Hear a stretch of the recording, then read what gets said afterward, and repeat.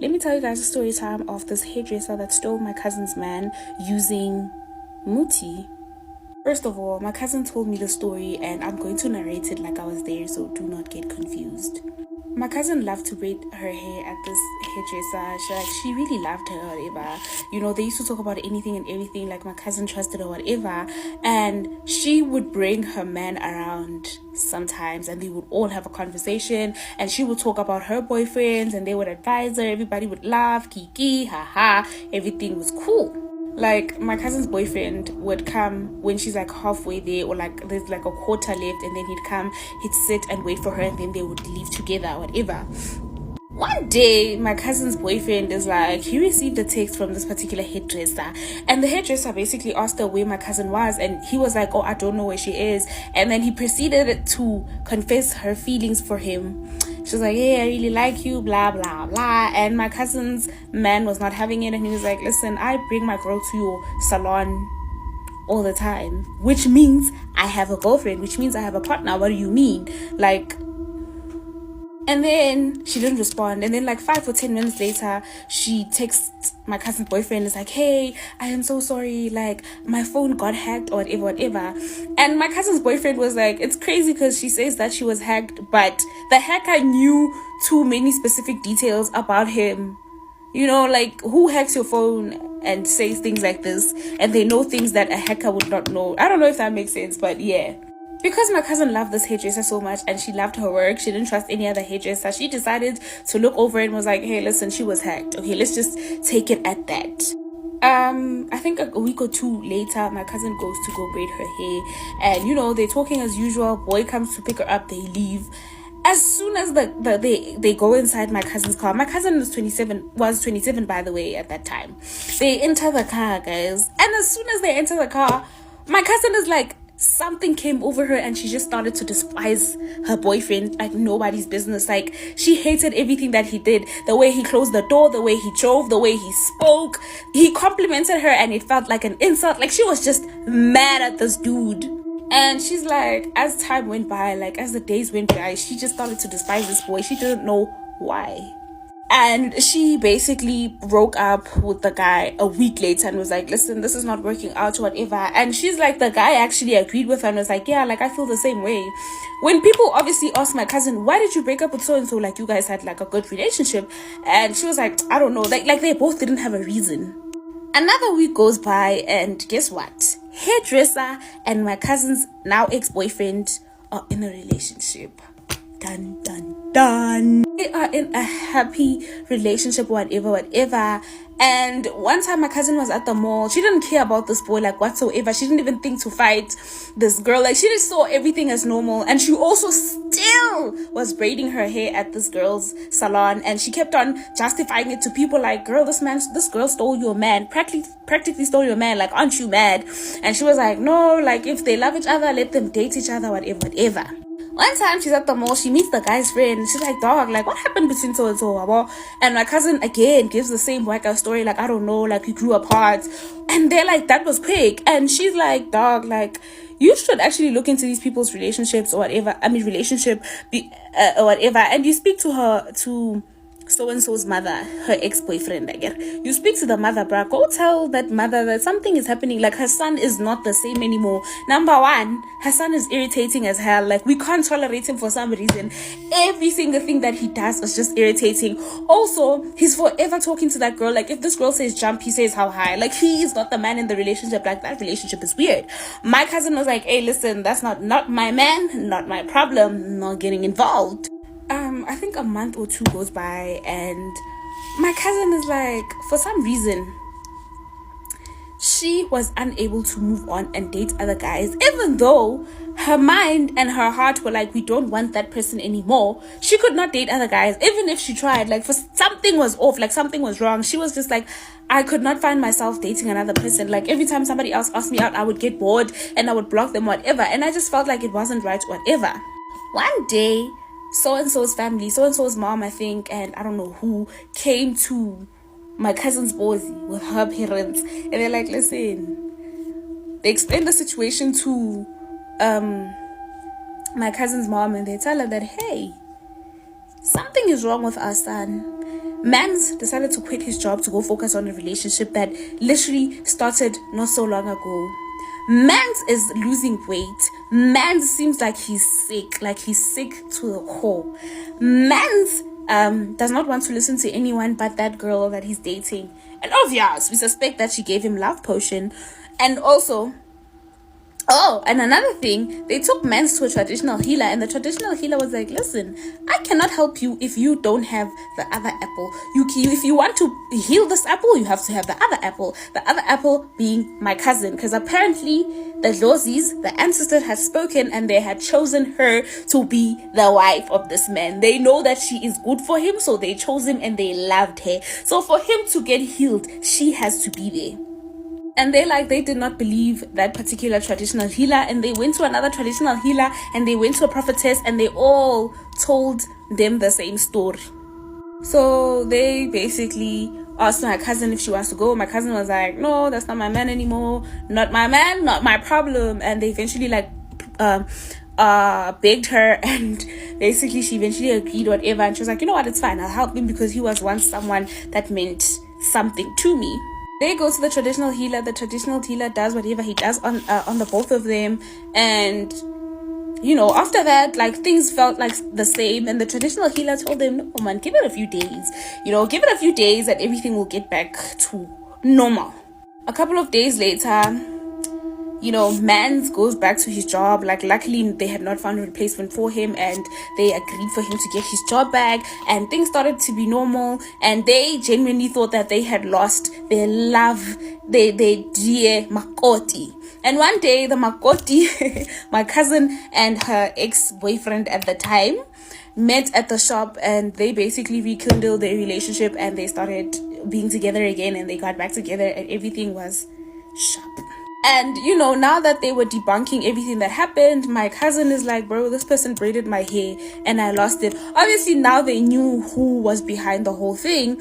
And she's like, this person braided my hair and I lost my mind. And the guy is like, yeah, after that, your hair smelled like something, and I kept on smelling that thing. And I started to think of her, whatever. And that's when me and her were together. And he's like, when you know that something is not right, he's like, deep down, even though this person had fed him love potion, he's like, deep down I knew that this was wrong, but I could not get out. And who was I going to tell? Because this thing was controlling me. I wasn't controlling myself. Obviously, my cousin cut off the hairdresser, and she cut off the hairdresser, and the hairdresser salon burnt to ashes. And for some reason, after she built the salon again, nobody wanted to go to a salon. My cousin didn't say anything to people. People just didn't want to go anymore. When someone has that thing that you just don't know what it is, but you just don't like them, it was like that. So basically, she lost her salon, and now she's selling vegetables, which is not a bad thing, but her salon was making money, way more money than she's making now. And like I said, because of what she did, people don't really buy her stuff, because you see someone and you're like, something is off about this person, but you can't pinpoint it. That's what it was. My cousin and her man got together for some time, and they got married eventually. Yeah. I'm not really gonna say happily ever after, but yeah. If you're sensitive to Burhidia story times having to do with children, I suggest you keep scrolling. I'm going to try to tell the story as best as I can without it getting taken down. When Melinda was about 16 years old, she found out that she was pregnant, which was already not good news, but what made it even worse is the fact that her mom was extremely religious, like a fanatic. Had her mom found out, it would have pretty much been the end of the world. For months, Melinda did everything she possibly could to hide this pregnancy, until one day her mom walked in while Melinda was in the bathroom and saw her belly. At this point, Melinda was about 5 to 6 months along. Her mom reacted just how you would expect and called Melinda every single name in the book and told her how she was an embarrassment to the family and how disappointed in her she was. The rest of the day, Melinda just kind of stayed in her room just waiting for her mom to come in at any moment and tell her that she had to leave. As nighttime came, her mom did go into her room, but she told Melinda to follow her. Melinda went ahead with her. She ended up going to a lady's house that was not far from where they lived. The lady was known for doing witchcraft and spells for people. Melinda's mom told the lady what was going on with Melinda, and the lady told her that she could help her with that. She went ahead and created this tea. Melinda's not sure what was in the tea, but the lady put some things in a tea. She did a prayer, she did a ritual, and told Melinda to drink it. Melinda, of course, did not want to drink this tea. She wanted to keep her baby, but her mom was so persistent, and again, Melinda was afraid and scared and young that she didn't want to disappoint her any further, so she went ahead and drank it. Not long after, what you would expect ended up happening, and the baby was no more. Melinda saw when her mom and the curandera took the baby, wrapped it up, and buried it. The whole experience was, of course, very traumatizing for Melinda. When she got home, she felt completely empty.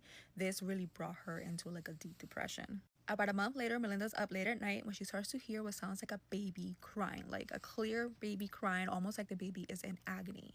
When she first told her mom about it, her mom didn't believe her until one night her mom heard the crying baby herself. That's when she decided to take Melinda back to the curandera to try to figure out where this crying baby was coming from. The curandera then told them that the reason why they were hearing the crying is because the baby had not had a proper burial. That it wasn't something that typically happens, but for whatever reason, when they buried the baby did not cross over. There was something preventing the baby from crossing over. That the only way for the baby to cross over is for them to like take it out of where they put the baby and then give the baby a proper burial.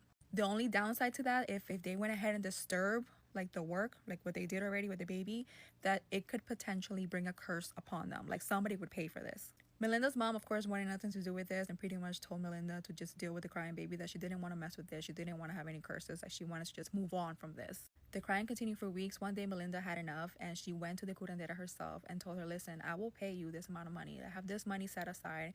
I will give you this much if you go with me to take care of, the baby. The curandera agrees. She's getting money for it, so she really didn't care. They go ahead and they take the baby out and they take it to the cemetery and they do a proper burial. After this, the crying stops and Melinda feels a little bit more at peace. Not long after this, her mom starts having stomach issues. Not long after she starts having stomach issues, her stomach begins to grow, almost as if she's pregnant. So they finally decide to take her to the hospital. The doctors tell her she has a huge, massive tumor that needs to come out, like, right now. During surgery, her mom does not survive the tumor removal surgery. Like, they take the tumor out, but her mom does not make it. Melinda believes that this may have been the curse, or what came back to them for what happened. To this day, Melinda has never been able to bear any children of her own, so she believes that that was her curse for what happened. The curandera passed away not long after. So pretty much everybody in the whole situation. Once again, don't mess around with any of this stuff. It's real, and it will come back to you, especially when it comes to an innocent life that did not ask for any of this. Let's read some more scary stories that were sent to us. I was maybe 6 or 7 when this happened. My dad bought a house in Florida, so we moved there from England. My dad is an atheist, and he would always say, if you see a ghost, look away and then back, and remember the science behind ghosts. He didn't believe in ghosts and believed there was a logical, psychological reason why someone would think that they saw something. So one night in the Florida house, I was sleeping in my sister's room downstairs. Her room was infamously cold, which was odd since it was Florida. I remember turning to the closet, and I saw a man similar looking to my dad, standing there smiling at me. I wasn't even thinking about my dad, but I remembered what he had said to me about seeing things. So I immediately turned around to my sister's back. Being so small, I curled up next to her. I then swung back around, and instead of the figure being gone, it got closer to me with a nasty smile, and its eyes were staring right at me. I did the same thing 3 more times, and it kept getting closer and closer, to the point where it was literally right next to the bed. I immediately turned back towards my sister and refused to turn back around. We later found out that our home was built on Native American land. Maybe the spirit is mad at your dad for not believing in them. I'd have to move out though. I could not stay there. As a little girl, I used to sleep with my mother until I turned 10 years old. At this time, I had a teenage brother who just discovered horror movies, and of course I was the victim of his scaring bullshit. My dad slept in my room, and one day he had an idea that I should try to sleep in my own room where I had all my toys and other stuff. I was like, okay, I get him. He wants to sleep with his wife. And the fact that I had 10 years, I just needed to become an independent little woman.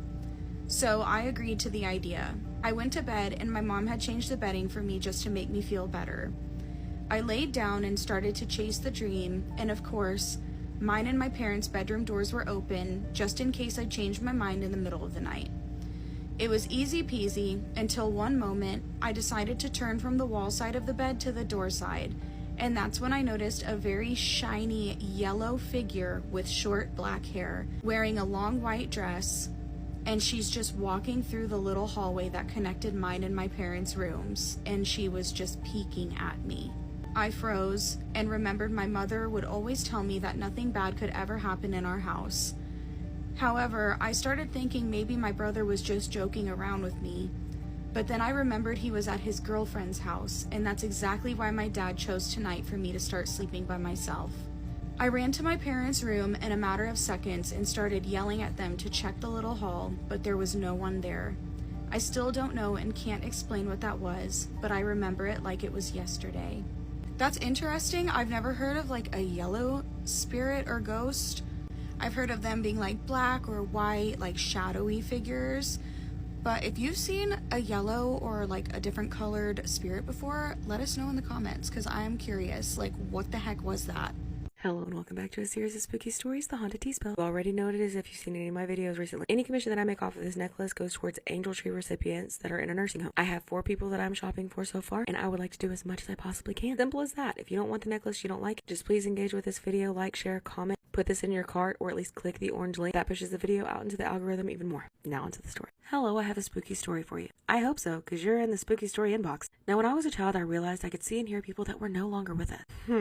But this story I always share as the first time getting spooked. Back in 2004, my mom and dad had decided to move my brother, 7, my sister, 4, and myself, 14, from Glendale, Arizona to Marana, Arizona? I'm not gonna try again. Specifically, Avra Valley area. This area was nothing but farmland and deserts at the time. We moved into a nice 3-bedroom, 2-bath home. Our first weeks went fine, but after we finally had everything unpacked and cozy, the weird things started to happen. My parents worked hard, so their first chance they got, they went on a date. Period, mom and dad. Leaving me to watch my siblings, which is fine. After my siblings went to bed and I was watching TV, I started hearing noises from our backyard, like people walking around or something. Now, being from a city with nothing but noise to a quiet area full of just coyote noises, I can easily say I was still getting used to it all. So I got curious and looked out our back window, and I couldn't believe what I saw. There in the backyard, hanging from our large tree, is a man. A man?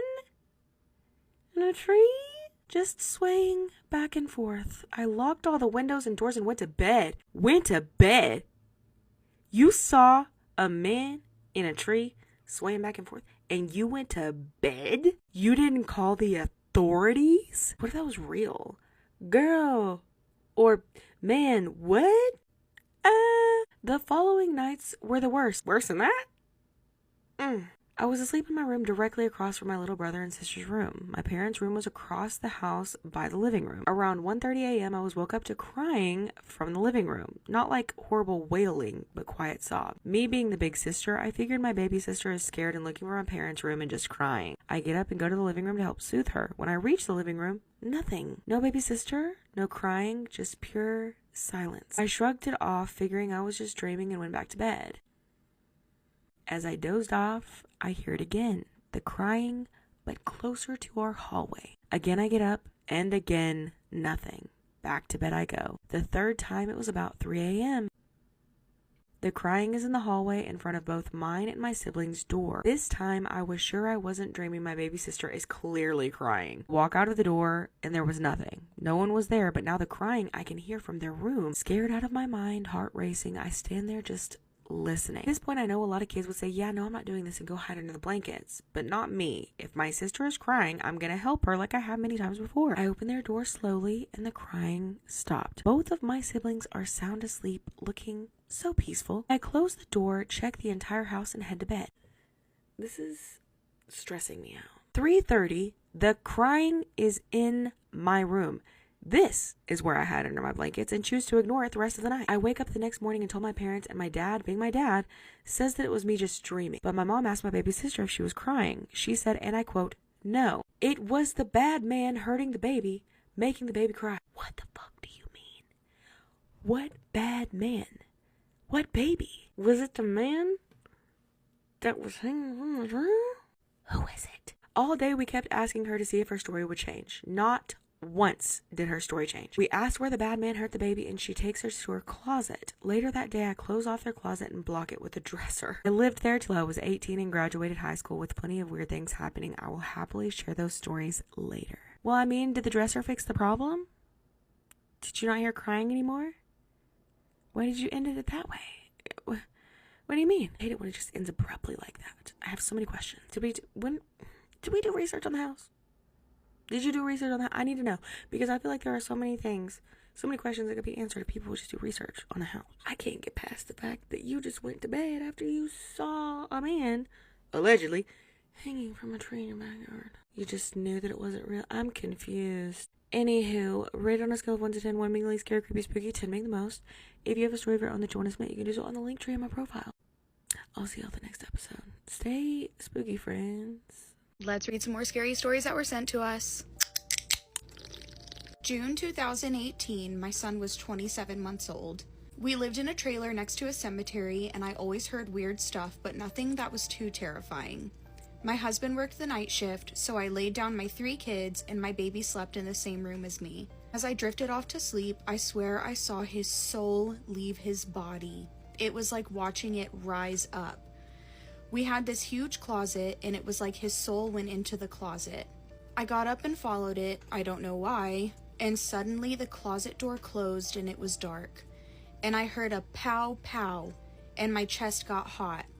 I hit the ground. It felt like I had been shot. Somehow, I ended up back in my bed and could still physically feel the burning from a shot. I turned my light on in a panic, and there was absolutely nothing. My son was still asleep in his bed. This trailer had something in it. Sometimes you could hear a baby crying, and I wasn't the only one who heard it. My whole family heard it as well. Bottles would often fly off the counter and hit the doors like someone threw them. I was so glad when we left that place. Burn it to the ground. When I was around 8 or 9, me and my mom lived in an apartment, and we had an older neighbor. My mom and I went on a trip, and when we got back, we both had a weird feeling, so we asked the people working at the apartment if our neighbor had died, and they said yes, he passed away in the hospital. So later on, like 5 months later, spooky things started happening.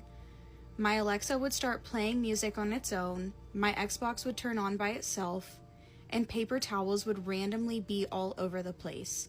So my mom and I decided to buy a Ouija board, and when we used it, it spelled out my neighbor's name.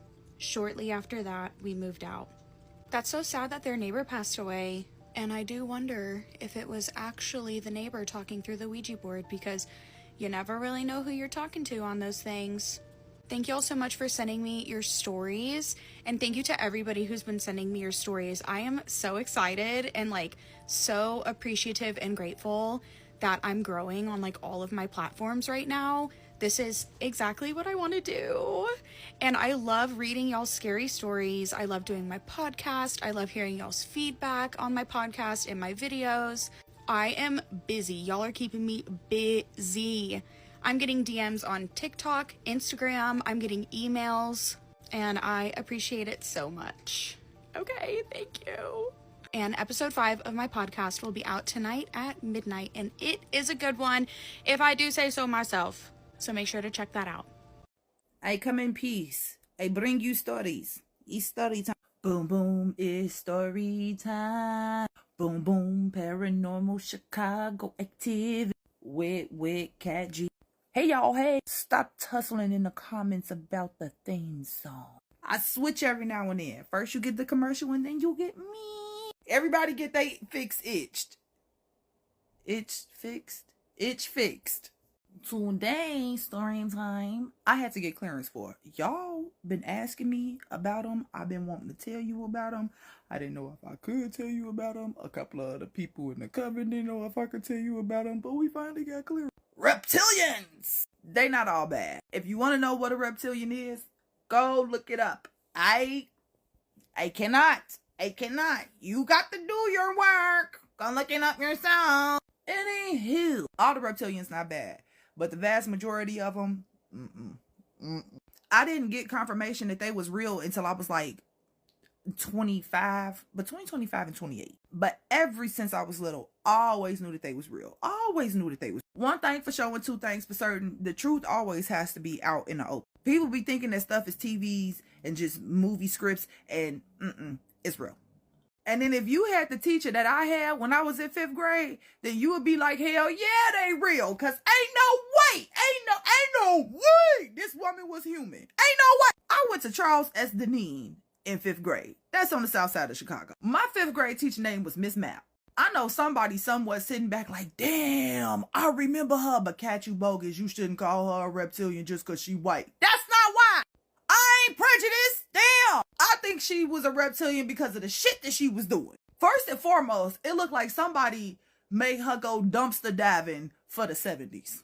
Y'all know them tracksuits that had like the different patches of colors on them? Honey Boo Boo was out here putting Starbright to shame, okay? When I tell you this woman had a tracksuit for every day of the fucking week, the tracksuit never looked the same neither. But then at the same time, you could never tell if it was the same tracksuit or not because like you blink one time and the shapes on the fucking tracksuit would change. That's just how they was made. These things, these right here, baby, you look at this motherfucker, look away, look back, the pattern different. And if it couldn't get no worse than them damn tracksuits, it was the damn makeup. Miss Mapp always looked like Mimi off of the Drew Carey show. This right here, hair, makeup, everything, every fucking thing. This was Miss Mapp. She had these long, gnarly fingers, and she had rings on each finger, and then she had the nerve to have nail polish that matched her tracksuit. Always had red lipstick smudged on her fucking teeth, and her breath smelled like cigarettes and coffee. When I got to Deneen, I was in 3rd grade when I got there.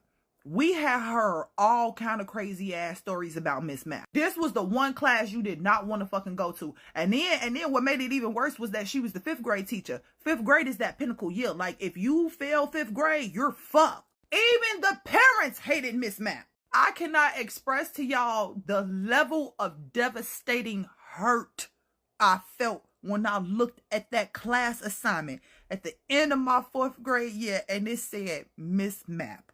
Oh my God. Oh, y'all gonna send me to this woman. No, don't do it. Don't do it. Don't do it. Don't do it. My mama didn't let me at her site. One day, listen, y'all, if my mama could have, the first school that I went to was St. Colubanas. That's a Catholic school. If she would have had it her way, she would have been at my school every single day. But to be in a Catholic school in any shape, form, or fashion, you got to go through the archdiocese. You got to go through all these classes. My mama didn't feel like doing none of that shit, so she really didn't. But with public school, they sit you down in front of a TV for 2 hours. You sign off on a couple of papers, and boom, you in there like swimwear. Y'all will not understand the level of panic I had when my teacher sent me downstairs to take the attendance card to the office. I opened up that door and the lady who was sitting behind the desk was my mama. Oh, I'm gonna get an ass whooping every fucking day. God damn. Anyway, I go home. I tell my mama, please, please, please get me transferred to anybody else's class. I don't give a damn. Put me in anybody else's class. She said, well, you know, the other class, that's that lady who real strict and like she grade you real hard. And I was like, you know what? We already having an issue because these slow ass kids and these slow ass teachers is a couple of years behind and I'm only in 3rd grade. Remember they wanted to put me into 6th grade when we got here. So I will take the hard teacher, please. My mama went to that office and she asked the principal if she could put me in a different class. And that principal looked at me and then looked at my mama and was like, you know, you ain't got no special pool for her. She got to go to that class. What's the point in her working here? When I tell y'all the whole entire office said to keep you in check, I am not a bad child. And I wasn't a bad child. It wasn't never me who did anything. I did not physically do anything. I can see other things doing things, but it wasn't never me. Our principal, Dr. Simmons, may she rest in peace, she was like, listen, I got one too many people asking to take their kid out the class. If I sit up here and take you out the class and your mama work in the office, it's going to be hell to pay because everybody going to be like preferential treatment. And we don't want to have to go through that. So you got to go to Miss Mapp class. So here come the first day of 5th grade, right? So boom, we lined up outside the class. This lady come out of the room. First and foremost, she looks like a fucking lizard, okay? Not like she got slanted eyes or nothing like that. Her teeth is pointy. No, her skin is giving iguana. And then she got her makeup packed into all the little cracks. And I just, she walking down the line of us, and she stick out her hand to each person. She say, I'm Miss Mapp. and this is how we supposed to be greeting each other. But this woman, like, this woman, she like 3 kids away from me.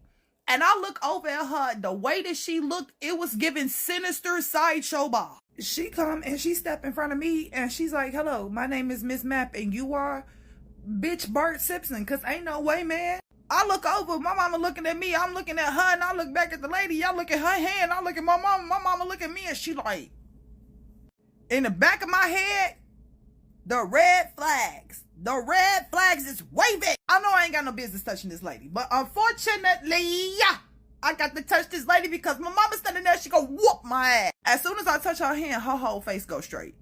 And I mean like, just straight up, no emotion, nothing. I say, my name is, and she say, Catherine. We know. Who is we?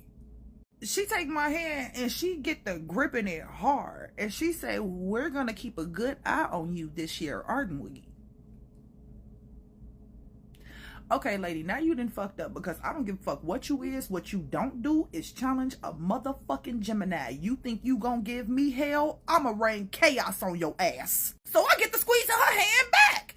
She looked down at her hand and look up at me, and you can literally see when she blinked 2 times. It was these eyelids that went up and down, but when these motherfuckers went open, the other ones went shoo, shoo. The person next to me was like, My mama knows something is going on because now the area is getting hot. And she look around Miss Mapp's head to see me and her having a whole fucking staring competition. In the conversation that only me and Miss Mapp can hear, she say, who do you think you are? Who do I think I am? Not who I think I am. I know I'm the fucking star child, bitch. Who the fuck are you? This woman instantly pissed me off. Like my anger is manifesting in my hand. She's trying her best to get her hand away from me. I'm not letting it fucking go, cause bitch, who are you? She finally snatched her hand back. She get to shaking her hand. You look at her hand, it's real. My mama look at her, she look at me, she, what the fuck? At that very moment, it's only a few times when I have to do a little toe step with my mama, but I told her if I stay in this class, it's gonna be one hell of a year. My mama looked at Dr. Simmons. Dr. Simmons looked at my mama and she was like, I really can't do nothing. Yeah, okay. I gotta tell y'all about this time when her whole facade cracked. Like the mask literally was finna break. Our class drove Miss Mapp insane, like foaming at the mouth. I'm not gonna leave y'all hanging tonight. Boom boom, it's story time. Boom boom, paranormal Chicago activity with Cat G. So we talk about reptilians and my experience with one, with a couple of them. I met a couple, and again, not all of them are bad. But my 5th grade teacher, Miss Mapp, that bitch was bad. So in the last video, I was telling y'all about this day that my class absolutely drove this woman insane. I need y'all to please believe me when I say I was not a bad kid. I just so happened to be around other people at the wrong time and I get in trouble with it. Or something from a different realm came and fucked up some shit and I get blamed for it. I really wasn't a bad kid.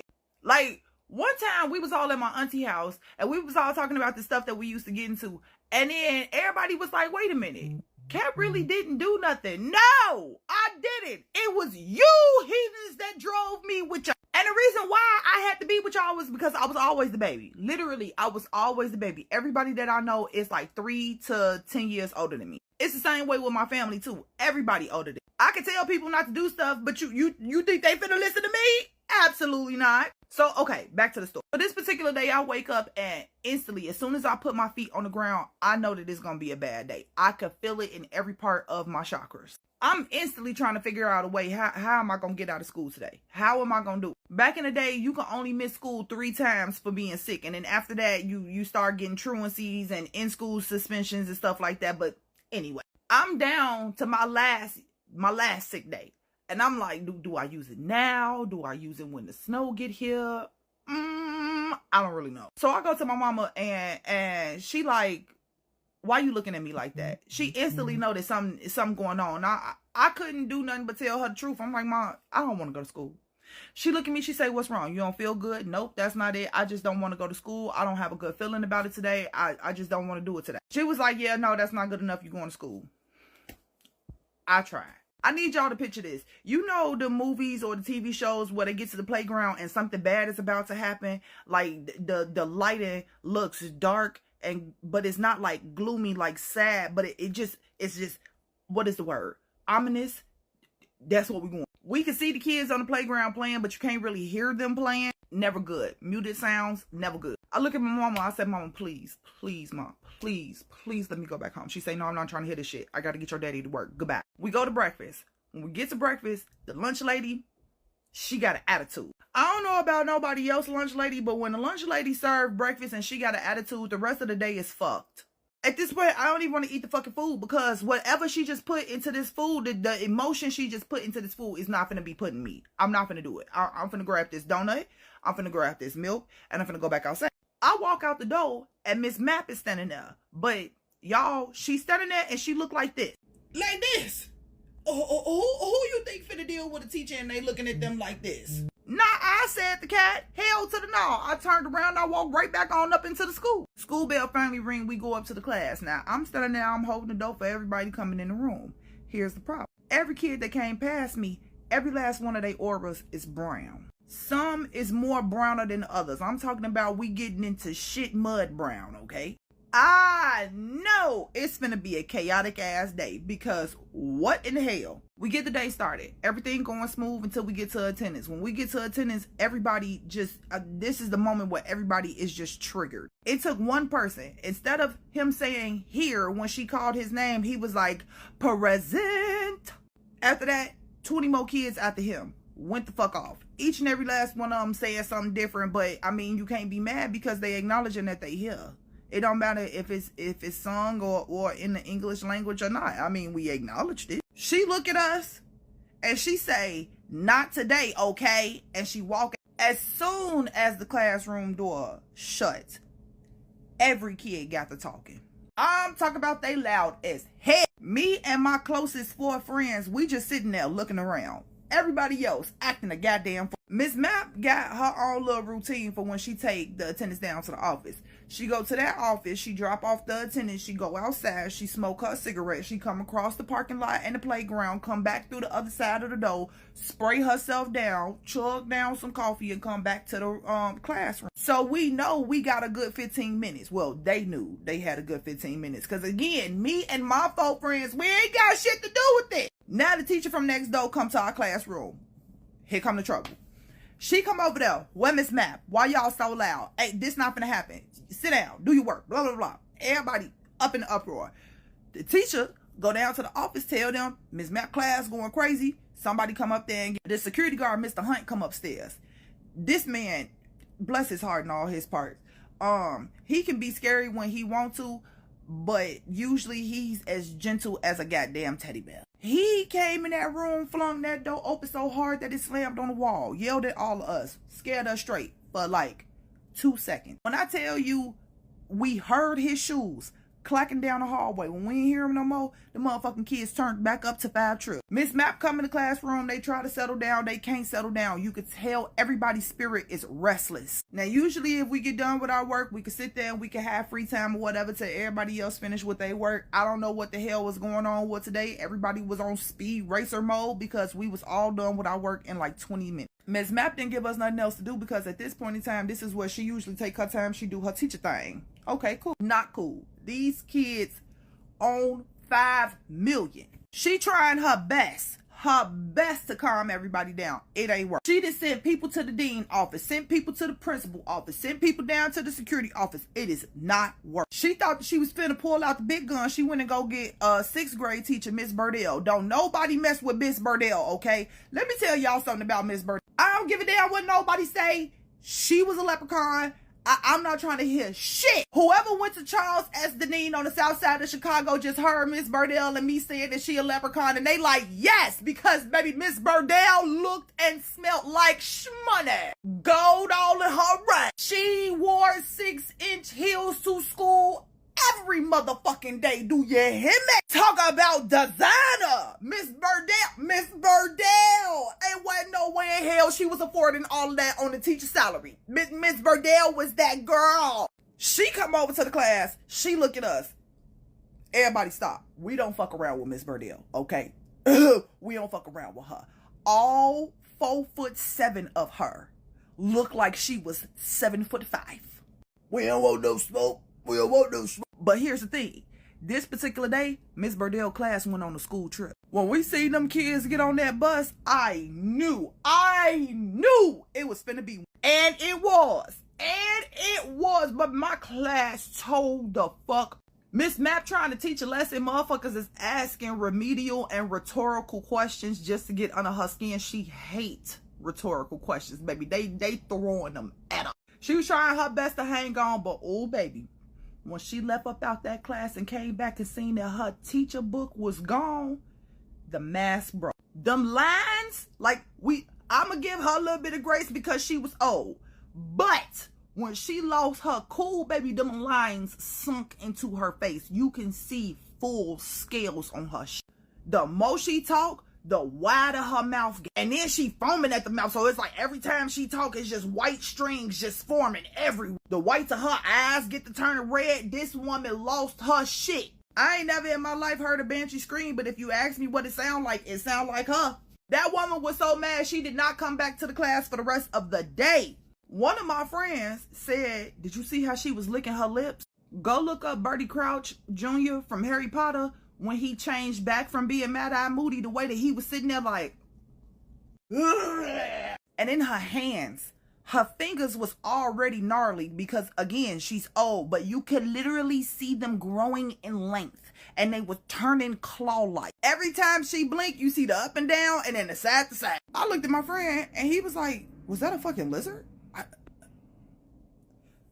You saw it too? Baby, everybody was talking about how our class made Miss Map had a mental breakdown. When I got home, my mama asked me about it. She thought I was lying. She put a hand on my third eye. She say, shut up, let me see. She get to watching the whole thing. She pull her hand back. She say, what the fuck? I said, you saw what I saw too? She said, I don't really like that lady. I had a bad feeling about her, but ooh, how do we prove this one? You ain't got to prove shit, girl. Get me up out this class. I couldn't get out the class. But the next year when I was in Miss Burdell class, Miss Map tried to say something to me, baby. My mama went toe to toe with her ass. That should be a story time too.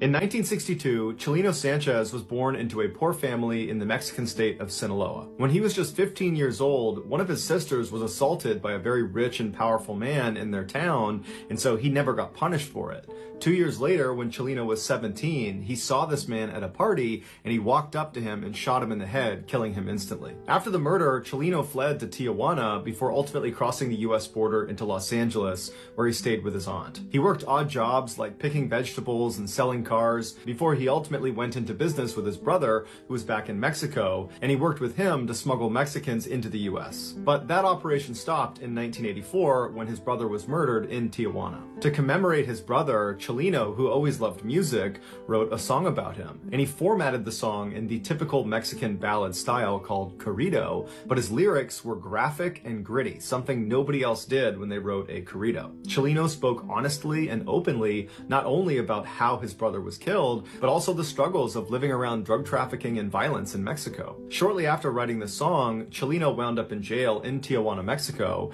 and while he was there, he would sing the song he wrote about his brother, and other inmates heard it and loved it. They had never heard a corrido sung like that, and so they asked Chalino if he would write songs about them and their exploits. Soon, Chalino was being commissioned by all these inmates in this prison to write their songs in exchange for money and for favors. When Chalino got out of prison, his unique songwriting abilities had spread beyond the prison walls to other criminals and drug traffickers and kingpins in Mexico, and before long, Chalino was being approached by those people to write their songs. His corridos pioneered a new subgenre of music music called narco corrido for their ties to the narcotics industry. Some people today compare the style and lyrics of the narco corrido to gangster rap. By 1987, Chalino's music was not just being shared amongst his paying clients. It had spread into Los Angeles and all over Mexico and was becoming very popular, even though it wasn't being played on the radio because radios thought his lyrics were too graphic. And so it was spreading largely because of word of mouth and because Chalino himself would go to car washes and street corners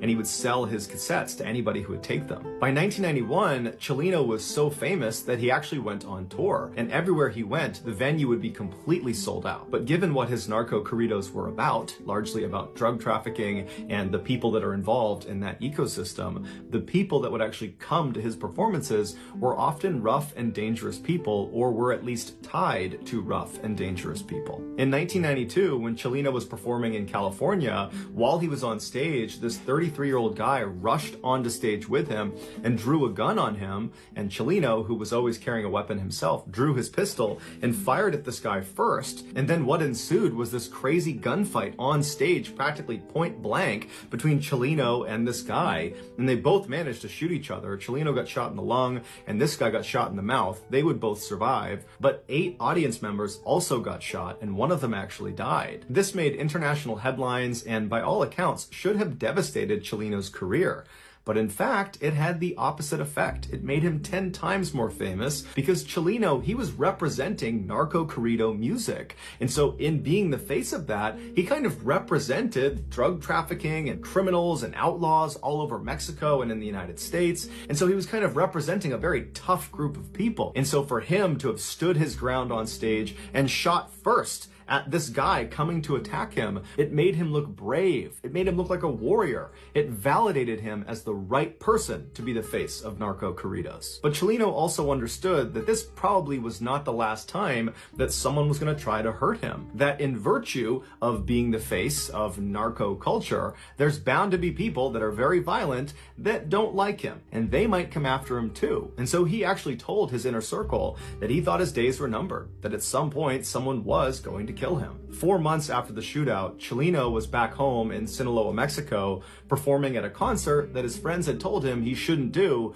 because he had lots of enemies in his hometown. But Chalino really wanted to do it. He got into the venue, he got on stage, his band was getting ready, thousands of people were coming into the audience, and before the show started, somebody handed him a note. And so Chalino takes the note, he's smiling, he's kind of looking around at the crowd, and then he looks down at the note and he reads it, and right away his expression completely changes. He looks distressed, he rubs his brow, he frowns, he kind of looks up at the crowd like he's looking for someone, and then he just goes blank in the face, and he's looking out like he's looking past the crowd. And it's this long period of time where he's just blank staring into the audience. And then all of a sudden he just snaps out of it, takes the note, puts it in his pocket, picks up the microphone, and proceeds to give one of his best live performances to date. After the concert was over, Chalino made a special effort to say bye to everybody in his band, and he said bye to some people in the crowd, and then finally, after this kind of long drawn out goodbye, he walked out the back door. Shortly after, he was kidnapped, tied up, and then shot in the back of the head, execution style. It would turn out that note he received on stage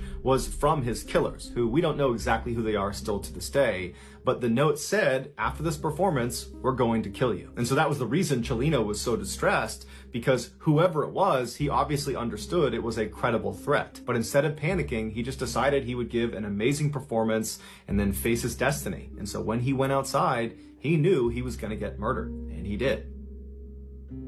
You can't make this stuff up. Might have known the story of real-life boogeyman. Yellowstone National Park in Wyoming is one of the most remarkable and beautiful places on Earth. Not only is it renowned for its biodiversity, which includes some incredibly resilient microbial organisms, it's also home to one of the world's so-called supervolcanoes. This supervolcano sits atop one of the world's largest magma bodies fueled by an upwelling plume of superheated material. This dynamic and violent subterranean plumbing means the water bodies at the surface, the famous Yellowstone hot springs, are highly acidic and incredibly hot. If you were to ignore the countless warnings around these hot springs telling you to stay away, do not go in the hot springs, if you were to ignore those and go in one, or more accurately, fall in one, this is what would happen to you. First, your body would register that your skin was bathing in waters exceeding 200 degrees Fahrenheit. This would hurt like nothing you can possibly imagine. but it would only hurt as long as your nervous system was able to register pain, which would only be for about 1 minute or less. At this temperature, your skin would begin to quickly break down and disintegrate, and your blood vessels in your underlying dermis would rupture, causing rapid blood loss. Some underlying skin layers would not break down, but they would lose all of their water and become tough and blackened. And your underlying subcutaneous fat would bubble off as well. All in all, this is known as a full thickness burn, and it would occur in about 1 minute in these waters. Your nervous system would enter a state of shock and become irreversibly damaged, which would lead to most, if not all, of your organs to fail if the heat stress has not already done that to you. You would be dead within 2 to 3 minutes, and then at that point, the acidity of the water would take over. Within a few hours, your body, including your skeleton, would be completely dissolved into absolute nothingness. And for anyone who falls in but manages to climb out again before being dissolved, they are not out of the woods. Many of those people, unfortunately, will die hours, days, months later due to complications from the burns. On June 7, 2016, Colin Scott and his sister Sable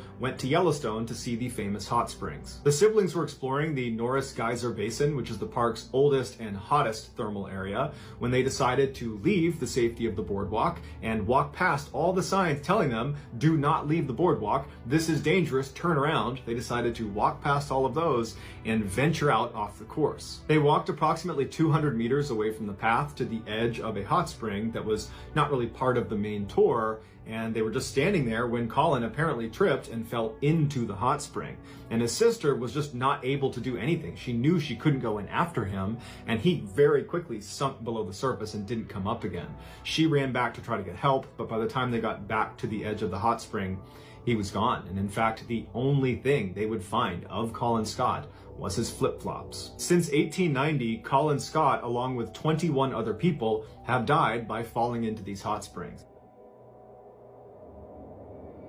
In the early 1970s, a man named Marshall Applewhite was fired from his music teaching job for having an inappropriate relationship with a male student. Shortly after, he admitted himself into a psychiatric institution where he met a nurse who worked there named Bonnie Nettles. Both had a deep interest in biblical prophecy, and Applewhite, after meeting Nettles, was convinced they had met in a previous life. Nettles agreed and took it a step further, saying extraterrestrials had come to her and preordained that she would someday meet Applewhite. The two did not have a romantic relationship at all. It was strictly platonic. They bonded over a desire to ascend to a higher level of existence and ultimately reach the kingdom of heaven. Applewhite began calling himself Bo, and Nettles became Peep, and together they would start an infamous cult known as Heaven's Gate. The premise of Heaven's Gate was that an alien spacecraft that they simply called the UFO was going to come to Earth and whisk away Heaven's Gate cult members,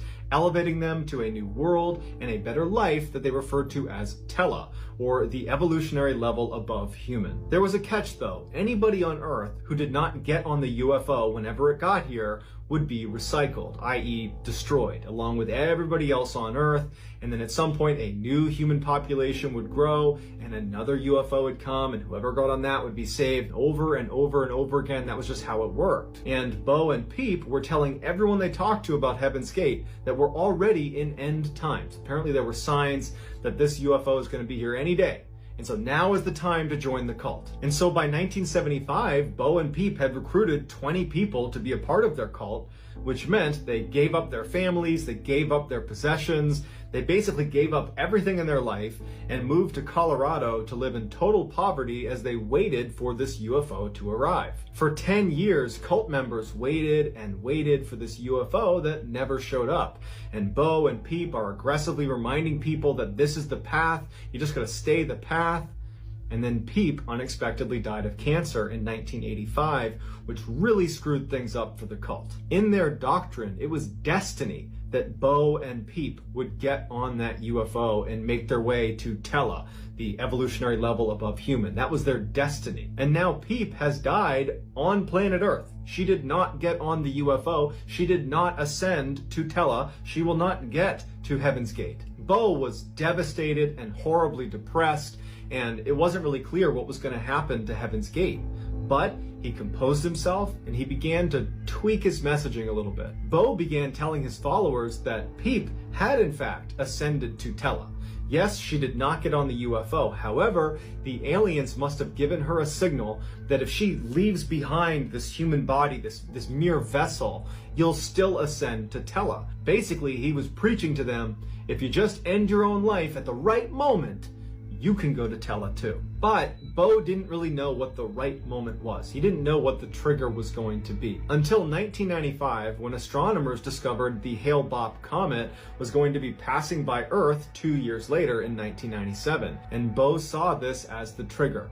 The UFO was going to be hiding behind the trail of this comet, and for sure, Peep was riding on that UFO, and as soon as it passes by Earth, we need to ascend. And so fast forward to March 26, 1997, as the Hale-Bopp comet passed by Earth, 39 of the Heaven's Gate cult members, including Bo, they began their journey. Bo told them they would be exiting the Earth in 3 groups. And so on March 26th, Group 1 entered their San Diego mansion and consumed applesauce mixed with barbiturates, followed it up with a whole bunch of vodka, and then put a bag over their head and waited for death. Then on March 27th, Group 2 entered the San Diego mansion, knowing full well what they were walking into. They all had specific jobs of how they were going to clean up the mess left from Group 1. They cleaned it up. Then they picked up the Group 1 members and placed them in beds and put a purple cloth over their face, before they, Group 2, consumed their own applesauce mixed with barbiturates and put a bag over their head and waited for death. On March 28th, the 3rd group entered the San Diego mansion, and this included Bo, and they did the same cleanup as Group 2. They put the Group 2 deceased members in bed as well, and then they consumed applesauce and barbiturates, followed it up with vodka, bag over their head, waited for death. Bo had given special instructions to 2 of the members that were within that 3rd group to wait until he had exited Earth and take special care to put him in a specific bed, organized a certain way, and then when they consumed their own applesauce and barbiturates followed up with vodka, they should do that in their bed because they're the last 2. There's nobody else to move them. When a former cult member stopped by the San Diego mansion to check in on the cult, they went inside not knowing what they were up to and found all 39 cult members deceased, laying in bunk beds with identical black and white Nike running shoes on their feet with purple shrouds over their bodies, and they were all wearing matching armbands that read Heaven's Gate Away Team. Just hours before they exited the Earth, each of the groups would perform exit interviews where they would record themselves talking about why they were doing this, why it was important, and what they expected on the other side. They are remarkably cheerful and happy considering what they all know they are about to do. Here are some highlights from those exit interviews. Okay, we have Thursody with us, and I believe that you chose the name Thursody because you want to be reminded of your thirst for next level knowledge. Is that correct? That's right. I know my vehicle's, or this vehicle that I'm wearing, pretty nervous, pretty scared. Some may say, well, boy, it's quite a irreversible step. This isn't a troubling circumstance. Don't take it as that. It's just a gateway, just a doorway. Okay, thank you. Now you're going to find this old crummy vehicle in a bunk someplace that I'll probably be watching when you check it out and observe your responses and your reaction when you look at these vehicles.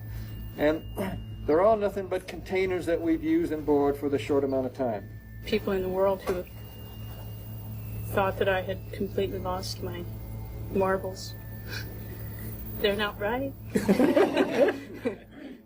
This is all there is of a murder victim with no name. Hello, true crimeers. This is the case of the Emigrant Gap Jane Doe. Viewer discretion is advised. So this is going to take us to a little area known as Emigrant Gap, which is in Northern California, kind of close to the Nevada border, specifically near the intersection of Interstate 80 and Highway 20. A man named Jim Jimenez and his wife were out walking their dogs one day, and this is in December of 1977. About 30 or so feet off of the highway, they see a person, and they don't know if it's a mannequin or not, but as they get closer, they realize this is a woman, and this person is dead, and she was completely nude. The couple contacts the authorities arrive, and they take the remains back to the coroner. This was one of the first renderings of her they did. They believe she was between the age of 25 and 35. She was 5 feet 8 inches tall and 145 pounds at the time of her discovery. She had short, dark brown hair, possibly black hair, and she had brown eyes.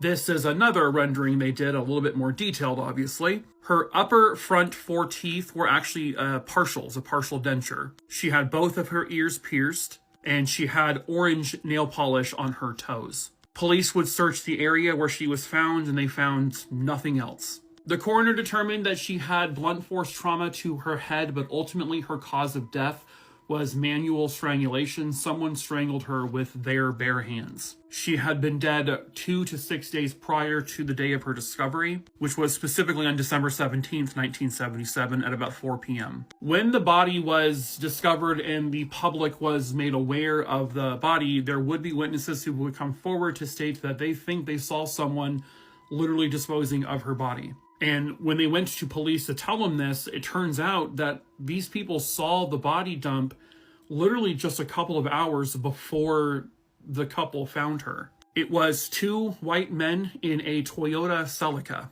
They saw the passenger get out of the vehicle and try to drag something large out of the back seat. And it sounds like police basically believe this account. But who those 2 men were, they don't know.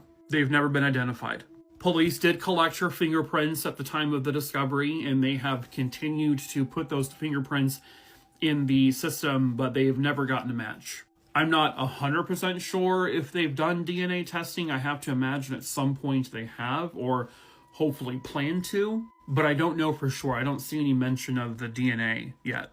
Other aspects that they've shared with the public is that it appeared that she had gone through some recent weight loss based on stretch marks on her body. She had heavily calloused feet, indicating she did a lot of walking. And they believe, based on evidence, that she may have been a sex worker, but they cannot confirm that. The Emigrant Gap Jane Doe has no name. She is buried in a pauper's grave with no name. This was a human being. This was a person, a woman.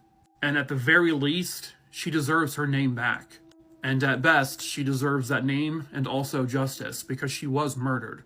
Obviously, with this being over 40 years ago, her killer could still very much be out there. And her family also should still be out there. And the hope is that someone recognizes these images and says, oh my God, I think that might be so-and-so. My sister, my niece, my aunt, my mom. Someone somewhere out there has to know who she is. And someone somewhere out there has to know who killed her. And that might be 2 totally different people. If you have any information on her identity or who may have killed her, please contact 530-889-7800.